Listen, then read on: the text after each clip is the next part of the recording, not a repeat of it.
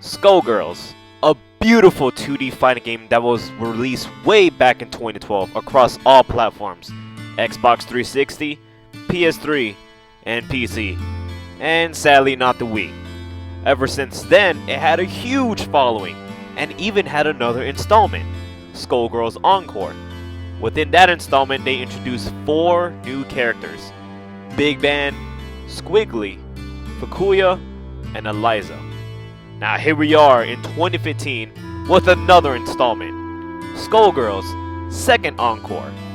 Now, first and foremost, this isn't technically new because the new characters, Robo Fortune and Beowulf, were already playable on the PC version. Now that I'm done with the history lesson, let's get on with the review.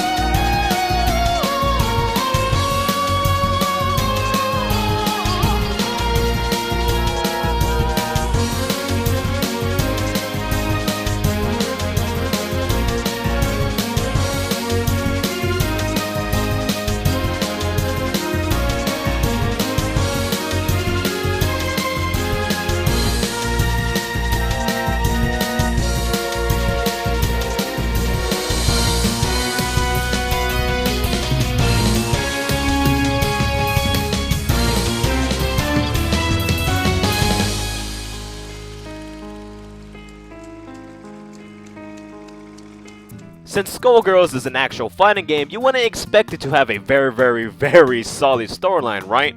Well, Skullgirls does have a story mode and, of course, the traditional arcade mode. The general story around Skullgirls is that there is this ancient artifact that has the power to grant a woman's wish, any wish to be specific. However, if she is impure of heart, her wish will be corrupted, and she will be turned into an immensely powerful and twisted being of destruction, the Skullgirl.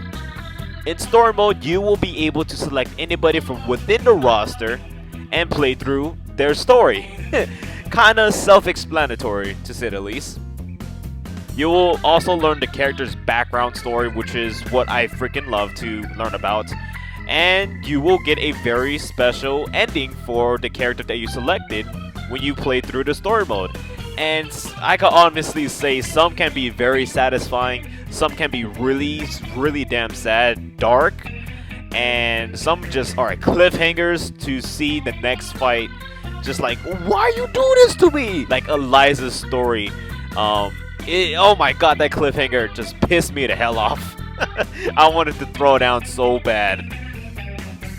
Now, some of you guys might be saying, oh, story mode is just a waste of time. Trust me, I honestly do not think it is a waste of time. It is actually pretty awesome when you get to know the character's background story, especially with these. Their background story is actually really well written. I, for one, really enjoyed it. Like how Parasol is the princess of a kingdom, along being the leader of the kingdom's most elite military squadron, and on top of that, her mother was actually the previous Skullgirl. Freaking awesome! And then we have Miss Fortune, who is the lone survivor of the Fishbone Gang massacre that was by the hands of the Medici Mafia and Black Dahlia's little crew. The only reason why she survived that is because she swallowed the actual object that they were attempting to steal back from the Medici Mafia, which was the life gem. And once she swallowed that life gem, it made her body truly undying, even after being cut up into several pieces and thrown into the depths of the ocean. If that doesn't sound like an awesome background story to some of you guys, then I don't know what the hell is wrong with you guys. Superb background stories, man. I really do love it. In addition, Story mode is now fully voiced. It actually has some VO work done behind it. So if you guys are those people that really despise reading dialogues, you guys are in luck. You guys now could just sit there and listen to the audio tracks. But there's one issue that I have with it, and it's the audio balancing. I don't know if I'm stupid, I really don't. Probably am, to be honest. I messed around with the audio settings because when you're in the story mode and like a character is talking to another character, like they are being blocked out by the damn background music that is playing during that time, and I really couldn't understand what they were saying. It's like really low. So that's my only complaint. The audio balancing needs some work, but overall, story mode, fantastic work.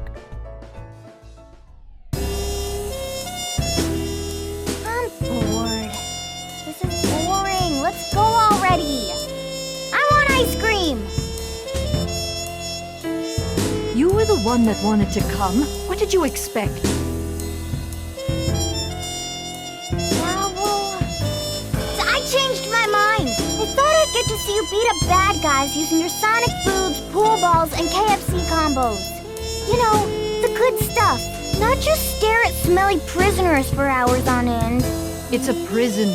Why would I beat up the people we already captured? Fine. We'll all put the kingdom's safety on hold for your ice cream. You little brat. Seriously, what am I going to do with you? We'll go after we return to the castle. Hooray! I knew that all that nagging would pay off. As for the characters, Skullgirls now have a whopping 14 character roster, each with their own unique playstyle and amazing, I repeat, amazing character design. I am actually a huge fan of the art style in this game. It's just unique and beautiful in my personal opinion. Now at first, Skullgirls had a very tiny roster, 8 characters to be exact, but thanks to the fans of the game and their support, the cast was able to grow much larger throughout the years. We were even given a poll to select from 32 characters to who we wanted to see as DLC. From this Armstrong looking mother fifer to Brain Drain. Yeah, sure, Beowulf, Eliza, Big Ben, and Robo Fortune are excellent add-ons, but I really want to see more characters in this game. Especially the characters that I chose, which were Annie, Fang, Brain Drain, Beatrix, Black Dahlia, and Leduc. Or Leduc, I don't know how to pronounce his name. And these characters weren't gonna be random because they actually made their appearances within one of the characters' story mode. Like how Brain Drain was in Robo Fortune's story, and he actually played a huge role in that damn story. I can only hope that we can see more characters within this game in the near future. I just really want more characters. I want to see Brain Drain especially. That dude just looks extremely unique.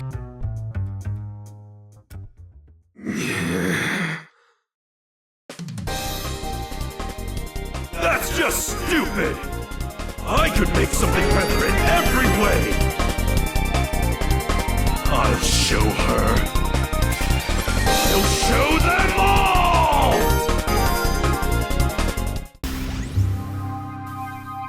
RF model R003. Activate boot up sequence.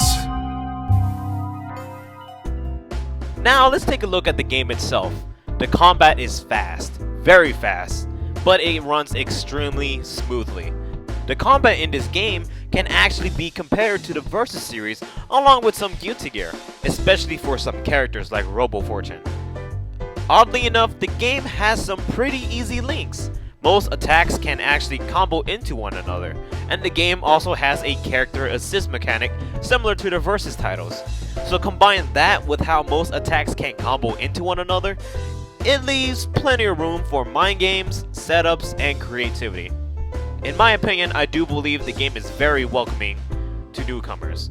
And oh my god, the music in this game is just as beautiful as I remember.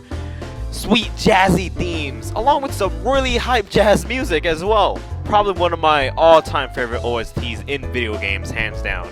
Being the music freak that I am, the soundtrack is just absolutely wonderful. Too bad there isn't a physical copy of the OST. You can only get it digitally, which is alright, but man, I want a physical copy so damn bad. So bad.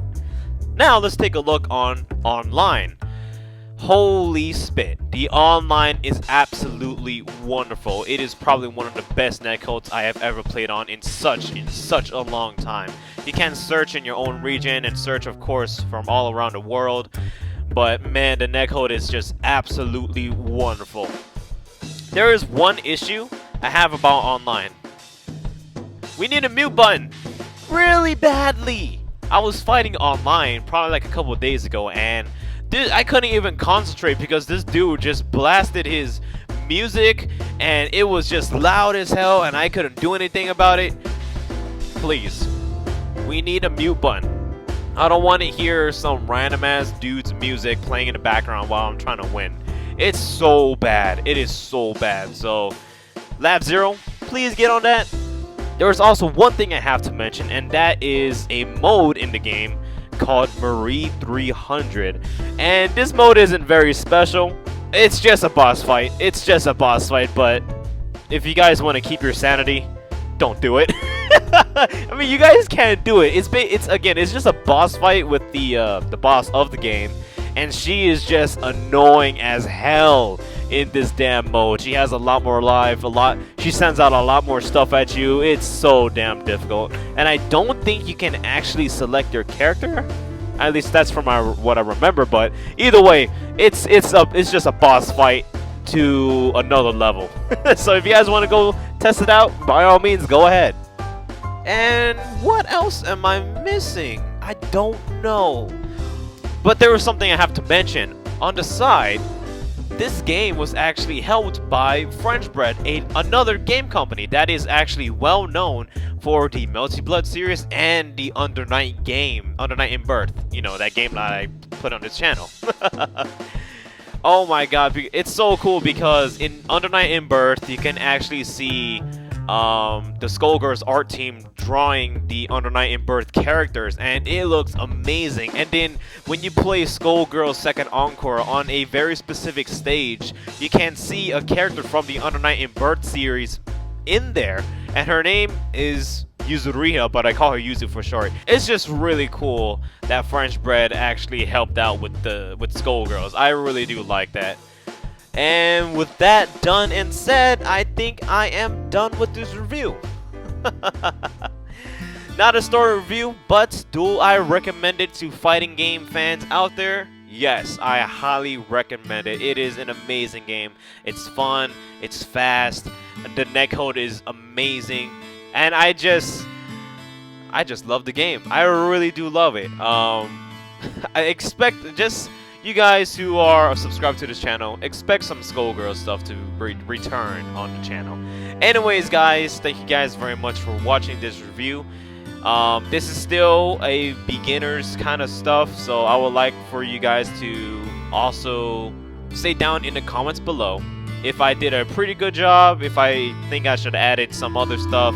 Please let me know. This is my second review. I'm still a baby on the YouTube world on the review status, but I'm gradually trying to get better and better and better. So anyways, thank you guys very much for watching, and I'll see you next time.